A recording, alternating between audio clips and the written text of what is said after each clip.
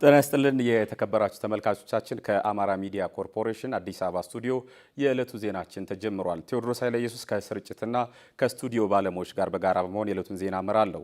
በቀዳሚነት ወደምንመለከተው ጉዳይ አለፍኩ። በመካከለኛው ምስራቅ የተፈጠረው ጦርነት በዓለም የነዳጅ አቅርቦት ላይ ተጽዕኖ አሳርፏል።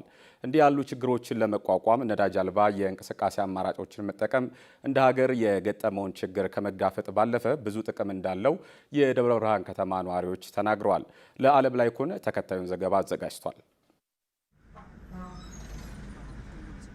ከሰሞኑ እንግዲህ ከኋላ እንደምንመለከተው አይነት ረጃጅም የመኪና ሰልፎችን እየተመለከትን እንገኛለን። ለዚህ ደግሞ ምክንያት የሆነው በመካከለኛው ምስራቅ የተከሰተው ጦርነት ነው። ይህ ጦርነት እንግዲህ በተለያዩ የዓለማችን ሀገራት የነዳጅ እጥረትን አስከስቷል። በዚህ ምክንያት ሰዎችም ጭንቀት ውስጥ ገብተው ተመልክተናል።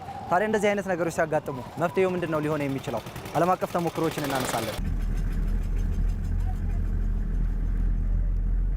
በ1970ዎቹ ኔዘርላንድስ ከፍተኛ የሆነ የነዳጅ እጥረት ገጥሟት ነበር በአረብ እስራኤል ጦርነት ጊዜ። ታዲያ በዚህ ጊዜ ኔዘርላንድስ የተፈጠረውን ችግር ወደ እድል ቀይረዋለች። ይህም እንግዲህ በተለይም እሁድ አብዛኛው የሀገሪቱ ዜጎች በብስክሌትና በእግራቸው እንዲንቀሳቀሱ ነው ያደረገችው። ያንን ልምድ ተከትለው ዛሬም ድረስ የኔዘርላንድስ አብዛኛው ሕዝብ በብስክሌትና በእግሩ በተለይም እሁድ የሚንቀሳቀስ ሆኖ ቀርቷል ማለት ነው። ታዲያ እንደዚህ አይነት ችግሮች ሲያጋጥሙ እንደ ኔዘርላንድ አይነት የመፍትሄ አማራጮችን የመጠቀሙት ነገር በእኛ ሀገር ዘንድ ምን ይመስላል እንመለከታለን። ሳይክል መጠቀም ከጀመርክ ምን ያህል ጊዜ ሆነ? ሳይክል ተጠቀምኩ 4 ዓመት አልፎኛል። ያው ያገኘሁት ጥቅም አንደኛ በዚህ በከተማ ስትኖር መጠበቅ ምናምን የለብህም። ባጃጅ ለምሳሌ ሞላ ከማለት አንተ አሰብከው ቦታ ቶሎ ትደርሳለህ።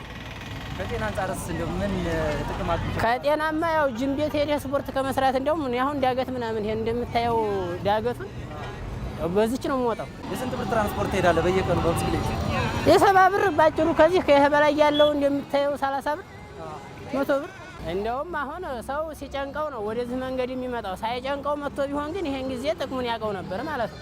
የፓሎ አልቶ ዩኒቨርሲቲ ጥናት እንደሚያመለክተው በእግራቸው በቀን እስከ 30 ደቂቃ የሚጓዙ ሰዎች የፈጠራ አቅማቸው 60 በመቶ እንደሚያድግ ያመላክታል። ከዚህ ባለፈ ደግሞ የልብ ጤና ሁኔታቸው እንደዚሁ ከ19 እስከ 35 በመቶ የሚሆነው በጥሩ ደረጃ ላይ እንዲገኝ እንደሚያስችለውም ጭምር ነው የሚያመለክተው።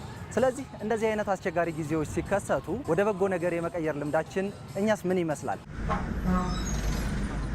ያው የማይጎዱ መንገዶች ከሆኑ ልምዱ ቢኖር ከጤናማ አንፃር እኮ እንደተገለጸው ነው። በቃ መንቀሳቀስ ወሳኝ ነው በቃ ብዬ ነው ማምነው። ዴንማርክ፣ ኔዘርላንድ፣ ኮሎምቢያ በተለይም የእግር መንገድና የብስክሌት ጉዞን በእጅጉ የሚያበረታቱ ሀገራት ናቸው። እነዚህ ሀገራት ታዲያ በኢኮኖሚ እንደዚሁም ደግሞ በጤና የሚያተርፉት በርካታ ነገር አላቸው። በእኛ ሀገርስ ልምዳችን ምን ይመስላል?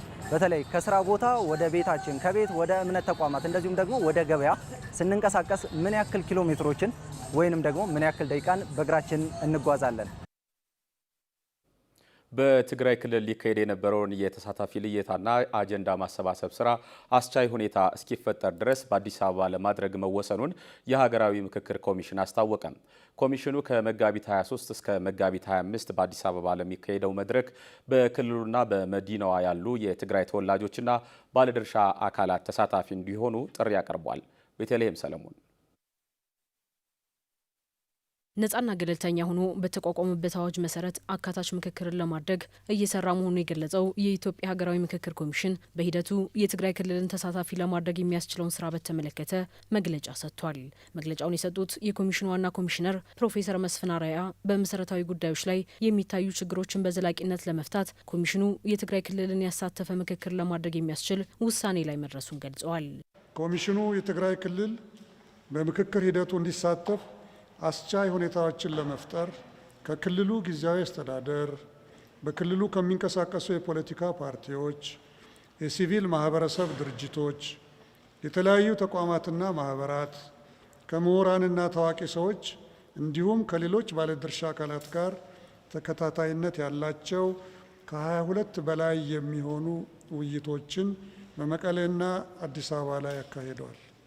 በእነዚህ ውይይቶች ምክክሩ የክልሉንም ሆነ የኢትዮጵያን መሰረታዊ ችግሮች ለመፍታት እንደሚያስችል መግባባት ላይ የተደረሰ ቢሆንም ኮሚሽኑ ባለው የአሰራር ስርዓት መሰረት በክልሉ ተሳታፊዎችን የመለየትና አጀንዳ የማሰባሰብ ተግባር ለማከናወን የሚረዳ አስቻይ ሁኔታ ባለመፈጠሩ የትግራይ ክልል ሕዝብና የተለያዩ ባለድርሻ አካላት በተወካዮቻቸው አማካኝነት የሚሳተፉበት የአጀንዳ ማሰባሰብና የሀገራዊ ምክክር ጉባኤ ተሳታፊዎች ልየታ መድረክ ከመጋቢት 23 እስከ መጋቢት 25 ቀን 2018 በአዲስ አበባ ከተማ እንዲካሄድ የኮሚሽኑ ምክር ቤት ወስኗል። የምክክር ሂደቱን ከክልሉ ውጭ በአዲስ አበባ ማድረጉ የኮሚሽኑ አካታችነት ላይ ጥያቄ ያስነሳበትም ወይ በሚል ከጋዜጠኞች ለቀረበው ጥያቄ ኮሚሽነር ዶክተር ዮናስ አዳዬ ተከታዩን ምላሽ ሰጥተዋል። በምንችለው አጋጣሚ ሁሉ ሰብስበን ይኸው ከእነሱ ከወንድሞቻችን ከእህቶቻችን ጋር በተለይም ከትግራይ ተወላጆች ከሁሉም ኢትዮጵያ ውስጥ ከሚገኙት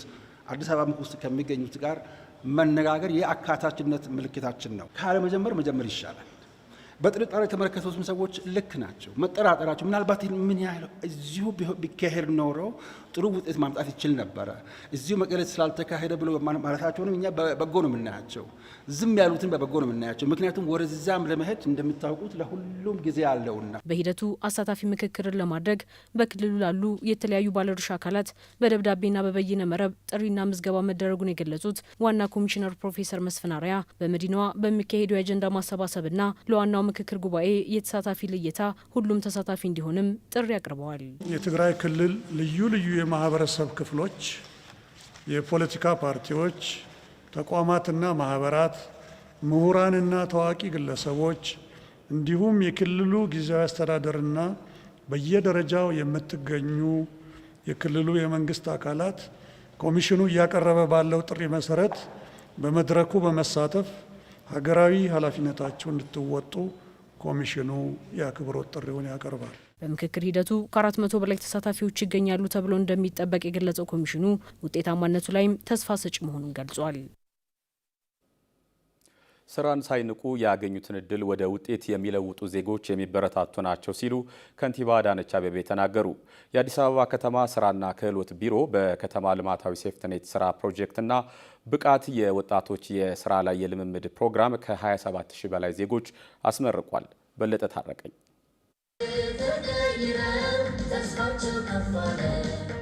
የአዲስ አበባ ከተማ አስተዳደር የስራና ክህሎት ቢሮ በዛሬው ዕለት ከ27000 በላይ የሚሆኑ ዜጎችን በብቃት የስራ ላይ ልምምድና በከተማ ሴፍቲኔት አስመርቋል ማለት ነው። በምርቃት ስነ ስርዓቱ የተገኙት የአዲስ አበባ ከተማ አስተዳደር ከንቲባ አዳነች አቤቤ ተረጅነትን ወይም ተመጽዋችነትን በከተማችን ዜሮ ለማድረስ የተሰራው ስራ አንዱ አካል ነው። እነዚህ ተመራቂዎች ራሳቸውን ወገናቸውንና ሀገራቸውን የመርዳት ህልም እንዳላቸው ነው የገለጹት። ለችግር የተጋለጡ ወገኖቻችንን በመለየት ልዩ ትኩረት በመስጠት አምራችና ጤናማ ዜጋ ሆነው ከተረጂነት በመላቀቅ እየገነባን ላለነው የብልጽግና ጉዞ ስኬታማ ሆነው ስኬታማነትን እንዲጨምሩ በርካታ ጥረቶችን አድርጋ ውጤት እያስመዘገበች ነው። ዛሬ የምናስመርቃቸው የከተማችን ነዋሪዎች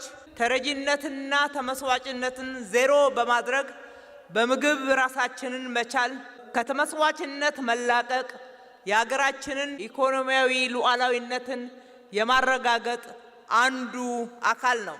ዜጎችን በተለያየ የሙያ መስክ አሰልጥኖ ወደ ስራ ማሰማራት አንዱ የኢኮኖሚ ሪፎርም አካል እንደሆነ ነው እንግዲህ ከንቲባዋ የተናገሩት። ከተማችን የምትፈልገው ወሳኝ የለውጥ ኃይል እንደናንተ አይነት ነው። ባገኘው እድል ስራን ሳያማርጥ የሚሰራ የሚተጋ እድሉን ወደ ድል መቀየር የሚችል አምራች ዜጋን ነው።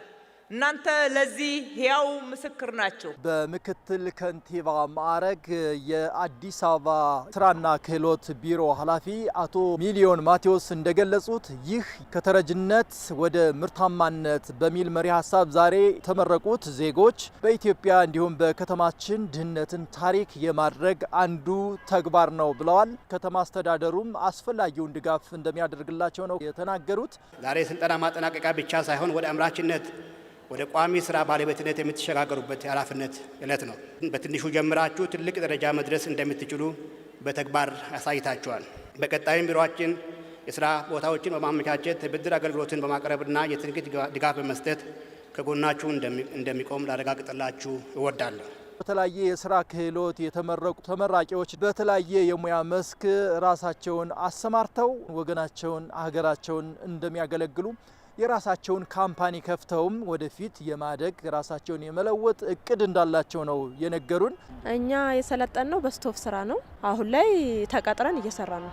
እኔ ማስታወቂያ ቤት ነው፣ ብላክ ዳይመንድ ማስታወቂያ ቤት ይባላል። በዛ ሙያ ላይ ነው የሰለጠንኩትኝ እና አሁን ባለሁበት ስራ ላይ በጣም ደስተኛ ነኝ። ባዳበርኩት ሙያ የቆዳና ውጤቶች ሌዘሮች ምናምን እነሱን በቃ ያው ሰራለው ብዬ ሱቅ ከፍቼ ያው ከእግዚአብሔር ጋር ያስባል። በዚህ የምርቃት ስነ ስርዓት ከ8852 በላይ የብቃት የወጣቶች የስራ ላይ ልምምድ ፕሮግራም እንዲሁም 19020 የከተማ ልማታዊ ሴፍቲኔት ተጠቃሚ የነበሩ ዜጎች በድምሩ 27872 ዜጎች ተመርቀዋል ማለት ነው። ከተረጅነት ወደ አምራችነት በሚል መሪ ሀሳብ በተካሄደው የምርቃት ስነ ስርዓት በርካታ የፌዴራልና የአዲስ አበባ ከተማ አስተዳደር ከፍተኛ የስራ ኃላፊዎች ታድመዋል። ቀጥለናል ተመልካቾቻችን፣ አሁንም አብራችሁን ቆዩም። ባለፉት ዓመታት በኢትዮጵያ ታምርት እንቅስቃሴ ለተኪ ምርት በተሰጠው ልዩ ትኩረት ምርታማነታቸውና የገበያ ድርሻቸው ማደጉን የተለያዩ አምራቾች ገለጹ። የሀገር ውስጥ የተኪ ምርቶች የገበያ ድርሻ እያደገ መምጣቱም ተነግሯል። ኢብራሂም መሐመድ ባለፉት የለውጥ ዓመታት መንግስት ለአምራች ኢንዱስትሪ ዘርፍ በሰጠው ልዩ ትኩረትና የኢትዮጵያ ታምርት ንቅናቄ በፈጠረው ቅንጅታዊ አሰራር መሻሻሎች ከታዩባቸው መካከል ተኪ ምርት አንዱ ነው። ዘርፉ በ2010 በጀት ዓመት ከነበረበት 640 ሚሊየን የውጭ ምንዛሬ ማዳን በ2018 ባለፉት 8 ወራት ብቻ ከ4.2 ቢሊየን ብር በላይ ማዳን ተችሏል። ከተኪ ምርት ዘርፍ መካከል በምግብና ምግብ ነክ ምርቶች የተሰማራው ዮሴፍ ቢዝነስ ግሩፕና በጨርቃጨርቅና አልባሳት ዘርፍ እየሰራ የሚገኘውን የኬርመንት ጋርመንት ፋብሪካዎች የሚዲያና መገናኛ ብዙሃን ባለሙያዎች ጎብኝተዋል። አስተያየታቸውን የሰጡ ኃላፊዎቹ ቀደም ባሉት ዓመታት ለዘርፉ የተሰጠው ትኩረት ዝቅተኛ ስለነበር በውጤታማነታቸው ላይ ተጽዕኖ ማሳደሩን ገልጸዋል። ወደ ኢንዱስትሪ ከተቀላቀልኩኝ ወደ 25-26 ዓመት ይሆነኛል። አጀማመሬ ኬብሮን ዱቄት ፋብሪካን የጀመርኩት፣ ከዛ ቦኤስ ፉድ ኮምፕሌት ወደ ፓስታ ወደ መኮረኒ ገባው። የተለያዩ ድርጅቶች አሉኝ። ብረት ፋብሪካ አለኝ፣ ፓኬጂንግ አለኝ፣ ስፖንጅ አለኝ። በአጠቃላይ ድርጅቶቼ ወደ 5-6 ፋብሪካ ሆናሉ። ከ2000 ሰራተኛ በላይ አለኝ። ኢንዱስትሪው ከዚህም በፊት በጣም አበረታችና እንደዚህ ድጋፍ ያለው አልነበረም። ላውንች ካደረግንበት ስራ ከጀመርንበት ጊዜ ጀምሮ የተወሰነ ሜድ ኢን ኢትዮጵያ የሚለው ብዙ ፍላጎት አልነበረውም። አሁን ላይ ግን በፍላጎቱ በተጨማሪ የፕሮዳክት ኳሊቲም እየተሻሻለ መጥቶ ጥሩ ፊድባክ አለ ከገበያ ማለት ነው። ከለውጡ ዓመታት ወዲህ ግን መንግስት በሰጠው ልዩ ትኩረት ምርታማነታቸው በመጨመሩ ከውጭ የሚገቡ ምርቶችን በሀገር ውስጥ በማምረት መተካት መቻላቸውን አስታውቀዋል። አሁን ለምሳሌ እኔ ዱቄት ስጀምር ዱቄት ከውጭ ኢምፖርት ይደረግ ነበር፣ ትዝ ይለኛል። እኛስ እየገባን ስንሄድ ኢምፖርት ቆመ። ፓስታ መኮሮኒ ኢምፖርት ይደረጋል። ቢያንስ ከ50 ከ60 ከ70% ኢምፖርቱን አስቀርተናል። በዚህ አገር የመተካት ስራ ላይ የበለጠ ቢሰራ ውጤታማ እንሆናለን ብዬ አወጣለሁ። ምክንያቱም እኔ በኤክስፒሪየንስ ወይ በልምድ አይቼዋለሁ። ዱቄት ማስቀረት ተችሏል። ፓስታ የተወሰነ ፓስታ መኮሮኒዎች ማስቀረት ተችሏል። ገበያው ዲማንዱ አለ፣ እያስፋፋን ነው። ለጊዜው ግን 280 ሰራተኛ ነው ያለን። ከዛ በላይ ከ200 ሰራተኛ በላይ ይሄ 200 ሰራተኛ ፕሮፌሽናሎች አሉ፣ ከዩኒቨርሲቲ የተመረቁ በዘርፉ ላይ ሙያ ያላቸው ሰዎች አሉ። በተጨማሪ ሰራተኞችም ደግሞ የጉልበት ሰራተኞችም እንደዚሁም ደግሞ ኦፕሬተሮች አሉ ማለት ነው። ከኢፌዴሪ ኢንዱስትሪ ሚኒስቴር በተገኘው መረጃ መሰረት ከውጭ የሚመጡ ምርቶችን በሀገር ውስጥ ለመተካት በተሰራው ስራ የተኪ ምርቶች የሀገር ውስጥ የገበያ ድርሻቸው ወደ 45.82 አድጓል።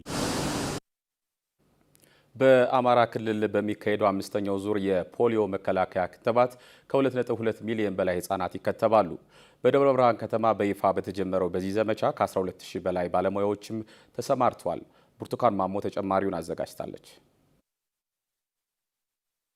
ፖሊዮ በህፃናት ላይ የእጅ ወይም የእግር ጡንቻ መዛልን ጨምሮ እስከ ሞት የሚያደርስ ግን ደግሞ በክትባት ሊከላከሉ የሚችሉት በሽታ ነው። የክትባቱ አዳኝነትም 99 በመቶ ያህል እንደሆነ የጤና ባለሙያዎች ይናገራሉ። በአምስተኛ ዙርም ከ5 ዓመት በታች የሆኑ ከ2.2 ሚሊዮን በላይ ህጻናት በአማራ ክልል ክትባቱን ያገኛሉ። እንደ ደብረ ብርሃን ከተማም የቅድመ ዝግጅት ተግባራትን በማከናወን ዛሬ የፖሊዮ ማስጀመሪያ ክትባትን ሰጥተናል ብለዋል። የደብረ ብርሃን ከተማ አስተዳደር ጤና መምሪያ ኃላፊ በቀለ ገብሬ በአይን በማይታይ ረቂቅ ተዋሲያን አማካኝነት የተበከለ ማንኛውም ነገር ከእጅ ወደ አፍ በሚደረግ ንክኪ የሚተላለፍ በሽታ ነው። ስለሆነም ይህን በሽታ ለመከላከል ዋነኛው መፍትሄ በመደበኛና እንደዚህ አይነት የማጠናከሪያ የዘመቻ ካምፔን የክትባት ስራ በስፋት በመስጠት ነው መቆጣጠር የሚቻለው። ስለዚህ ይህን ለማድረግ አሁን ላይ 5ኛ ዙር የማጠናከሪያ በዘመቻ በሀገር አቀፍ ደረጃ እየተሰጠ ዛሬ የማስጀመሪያ ፕሮግራም ነው ያለው። ስለዚህ እኛም እንደ ደብረ ብርሃን ከተማ አስተዳደር ይህንን ዘመቻ ውጤታማ ለማድረግ በከተማ አስተዳደራችን ከ46946 በላይ ህጻናትን ተደራሽ እናደርጋለን ብለን በእቅድ ይዘን እየሰራን ያለንበት ሁኔታ ነው ያለው። የልጅነት ልምሻ ወይም ፖሊዮ 5ኛ ዙር የመከላከያ ክትባት ዘመቻ ለሚቀጥሉት 4 ተከታታይ ቀናት በ14 ዞኖችና ከተማ አስተዳደሮች የሚሰጥ ይሆናል። ከ12000 በላይ ባለሙያዎች ክትባቱን የሚሰጡ ሲሆን በቤት ለቤት በጤና ተቋማትና የክትባት ጣቢያዎች እንዲሁም በትምህርት ቤቶች ክትባቱ እንደሚሰጥ የአማራ ክልል ህብረተሰብ ጤና ኢንስቲትዩት ምክትል ዋና ዳይሬክተር ስሜነህ አያሌው ነግረውናል። ክትባቱ የሚሰጠው የ4ኛው ዙር በሁሉም ዞኖችና ከተማ አስተዳደሮች ነበር። በዚህኛው ዙር በተለየ መንገድ በ14 ዞኖችና ከተማ አስተዳደሮች የሚሰጥ ነው። ይህንን ክትባት ለማሳካት እኛ እንደ ተቋም ከክልሉ ጤና ቢሮ ጋር በመቀናጀት ክትባቱን በተሳካ መንገድ ማስኬድ የሚያስችል የቅድመ ዝግጅት ስራዎችን ሰርተናል ማለት ነው። ለዚህም የመጀመሪያው ጉዳይ የሚከትቡ ባለሙያዎችን ማዘጋጀት፣ ክትባቱን የሚያስተባብሩ ቲሞቹን ማደራጀት ነው። ባለሙያዎች በበቂ መንገድ ተደራጅተዋል። እንደ ሰሜን ሸዋ ዞን ከ346,000 በላይ ህጻናት የፖሊዮ መከላከያ ክትባትን ያገኛሉ። በ5ኛ ዙር የፖሊዮ መከላከያ ክትባት ላይ ሰፊ ግንዛቤን በመፍጠርና ህጻናት ባሉባቸው ስፍራዎች ክትባቱን በመስጠት እቅዳችን ለማሳካት እየሰራን እንገኛለን ያሉት ደግሞ የሰሜን ሸዋ ዞን ጤና መምሪያ ኃላፊ ወይዘሮ ጸዳለ ሰሙ ንጉስ ናቸው። በቂ የሆነ ለክትባት የሚያስፈልጉ የክትባትና ሌሎች አስፈላጊ ማቴሪያሎችን የማስገባት ስራዎች ሰርተናል። ለባለሙያዎች በቂ ኦሪንቴሽን ሰጥተን ቀደም ብለንም የቅስቀሳ ስራ ማህበረሰቡ እንዲሰራ ለማድረግ ጥረት አድርገናል። በዚህ ክትባት ሁሉም ማህበረሰብ ልጆቹን በማስከተብ ከፖሊዮ ነፃ የሆነ ትውልድ በማፍራት ረገድ ኃላፊነታችን እንድንወጣ መልእክት ማስተላለፍ ፈልጋለሁ። ከአንድ ወር በፊት በተሰጠውና በ4ኛው ዙር የፖሊዮ መከላከያ ክትባት ላይ 5.9 ሚሊዮን በላይ ህጻናትን መከተብ ተችሏል። በመጨረሻ አጫጭር ዘገባዎችን ወደ እናንተ እናደርሳለን። ከመሰረት መቅጫ ተከታትለን እንመለስ። ኢትዮጵያና ፈረንሳይ በሰላም ማስከበር ዘርፍ ያላቸውን የሁለትዮሽ ትብብር ወደ ስልታዊ አጋርነት ማሳደግ ያለመ የሁለትዮሽ ስምምነት ተፈራረሙ። ስምምነቱን የመከላከያ ሚኒስትር ኢንጂነር አይሻ መሐመድና በኢትዮጵያ የፈረንሳይ አምባሳደር አሌክሲ ላሜክ ፈርመዋል። ስምምነቱ በዋናነት በሰላም ማስከበር ተልዕኮች ላይ የሚሰማሩ የኢትዮጵያ መከላከያ ሰራዊት አባላትን ኦፕሬሽናል ዝግጁነት ለማሳደግና በዓለም አቀፍ ደረጃ ያላቸውን ብቃት ይበልጥ ለማጠናከር ያለመ ነው። በስምምነቱ መሰረት የዓለም አቀፍ የሰላም ድጋፍ ማሰልጠኛ ኢንስቲትዩትና የኮንቲንጀንት ማሰልጠኛ ትምህርት ቤት የሚሰጡ የስልጠና ሰርቲፊኬቶች ዓለም አቀፍ እውቅናና የምርምር ተግባራት ዓለም አቀፍ ደረጃቸውን የጠበቁ እንዲሆኑ ይደረጋል። በተጨማሪም ስምምነቱ የኢትዮጵያ የሰላም ማስከበር ማዕከል የሚሰጡ የስልጠና ሰርቲፊኬቶች በተባበሩት መንግስታትና በአፍሪካ ህብረት ዘንድ የላቀ እውቅናን ያላቸው እንዲሆኑ ማስቻልን እንደ ግብ ማስቀመጡ ተመላክቷል። ለዚህ ስኬት የፈረንሳይ መንግስት አስፈላጊውን የቴክኒክና የማቴሪያል ድጋፍ የሚያደርግ ሲሆን በተለይም ሰላም አስከባሪዎች በጦር ሜዳ የሚያጋጥሟቸውን የፈንጅ አደጋዎች የመከላከል አቅማቸው ማሳደግ ልዩ ትኩረት ተሰጥቶታል ሲል ኢዜአ ዘግቧል።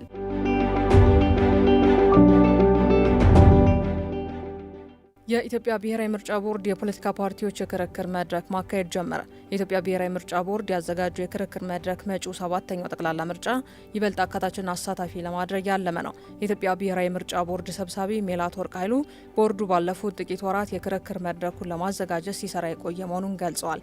መድረኩ የፖለቲካ ፓርቲዎች ያላቸውን አማራጭ የፖሊሲ ሀሳቦች ለሕዝብ የሚያቀርቡበት እድል እንደሚፈጥር ተናግረው ፓርቲዎቹ አቋማቸውን ለማሳወቅ እንደሚረዳና መራጩ ሕዝብ ያደገ ግንዛቤ እንዲኖረው የሚያግዝ መሆኑን ጠቁመዋል። ቦርዱ በ7ኛው ጠቅላላ ምርጫ የሚወዳደሩ የፖለቲካ ፓርቲዎችን ለመደገፍ የተለያዩ ስልጠናዎችን ጨምሮ ፓርቲዎች የሙከራ ክርክሮችን እንዲያካሂዱ የሚያስችል እድልንም ፈጥሯል። መድረኩ የፖለቲካ ፓርቲዎችን፣ የሲቪል ማህበረሰብ ተወካዮችንና የከፍተኛ ትምህርት ተቋማት ተማሪዎችን በማገናኘት ለዲሞክራሲ ምህዳር መስፋት አዎንታዊ አስተዋጽኦ እንደሚያበረክት አብራርተዋል።